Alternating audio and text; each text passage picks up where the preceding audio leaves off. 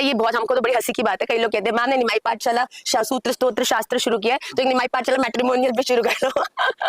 पर नहीं बेटा, सबसे बड़ी बात है, देखिए हम क्यों यहाँ पे इतनी दुविधा में हैं, क्योंकि हम सब क्योंकि वैष्णव हैं, हम हमेशा वैष्णव ही ढूंढ रहे हैं कि कोई ठाकुर जी की भक्ति करने वाली हो, भक्ति करने वाला हो। मैं साची बोलूं आपसे, जीवन की परखी हुई बात है। अगर आप किसी ऐसे व्यक्ति से शादी भी करोगे जो ठाकुर जी का भक्त हो, बहुत अच्छी बात है, पर आधे से ज्यादा लोगों की शादी इसलिए नहीं हो पा रही क्योंकि भक्त इतने सहज नहीं है मिलने।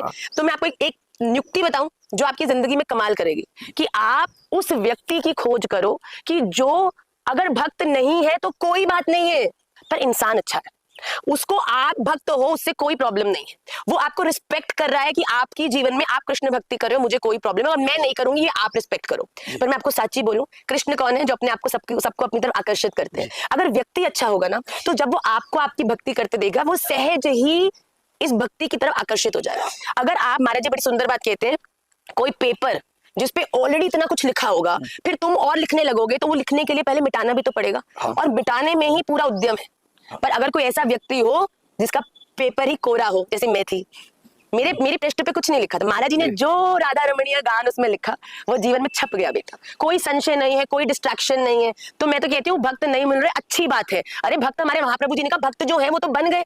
एक भक्त के जीवन का उद्देश्य क्या है? कि प्रचार करना और भक्त बनाना। महाराज जी ने मुझसे विवाह किया, मैं भक्त हो गई। महाराज जी ने मुझसे विवाह किया, मेरे जो आसपास के लोग तो सब भक्त है गए। मेरे घर में पहले, क्योंकि मेरी माता जी दीक्षित है, शालिग्राम सेवा मेरे पिताजी करते थे, पर अब तो हमारे वहाँ पे राधा रमन जी भी विराज रहे हैं चित्रपट रूप में, और विधिवत अष्टायाम सेवा हो रही है मेरे घर में, जहां पर केवल एक दीप जलाने का ही पहले, क्योंकि सब इतनी व्यस्तता में होते थे, आज पूरी अष्टायाम सेवा चलती है बेटा मेरे घर में। प्याज और गार्लिक का तो प्रवेश भी नहीं है।